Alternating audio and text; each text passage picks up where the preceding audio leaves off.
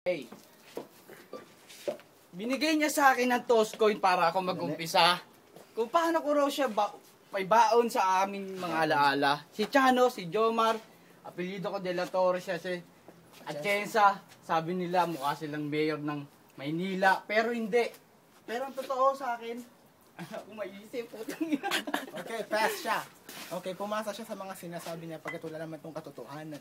Pakinggan mo sa akin pagkat merong kabuluhan. Hindi katulad mo puro na lang pagkukunyari, puro na lang kasinungalingan.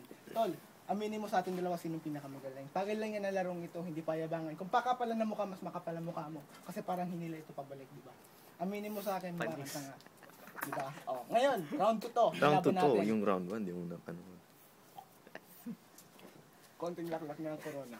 Okay, game. Pareho lang tayo naubusan ng enerhiya, di ba? Yung pangit. Dumali ka. Alright, Okay, binigay siya niya na, sa siya akin. naman. Oh, siya Kasi para siya sa akin, nung una ko paano niya sabitin ang mga kanyang sinasabi. Alam ko, Chano, sa akin kumukuha ka ng mga dali. Kumukuha ka ng utak at natutunan para sa buhay mo kung paano ko lumaki tulad nila. Pero alam natin lahat, hindi lumaki, pero ang utak mo, eto, ganun kalaki. Alam mo, Chano, hindi lang ang utak mo ang sinasabi nila. Bakit sinasabi ng babae, ganito rin ang kalaki ng utak.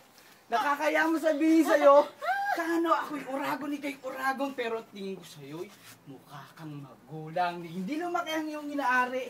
Hindi mo maparami. Alam mo kung bakit nakakaya kasi lit ng aking ari. Eto si Chano. Isang minuto na. Pasensya ka na. Tutuloy ko pa. Overtime. Ito ang YouTube ko. Ilalagay mo ni Peng. Oh, sige, lalagyan Sasabihin namin ko yan. sa'yo, Chano, Atienza, mukhang kawawa. Si Jomar, sabi nila, tumanda na raw. Pero ang totoo, sabi ko sa'yo, hindi lang ako nagtuloy na. Nakakahiya pagdating sa harap na to, kung paano ko kayo ibaon.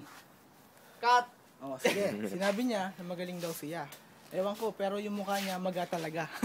Natatawa ako kasi sa tuwing nagsasalita siya, mahahalata mo na chubby talaga.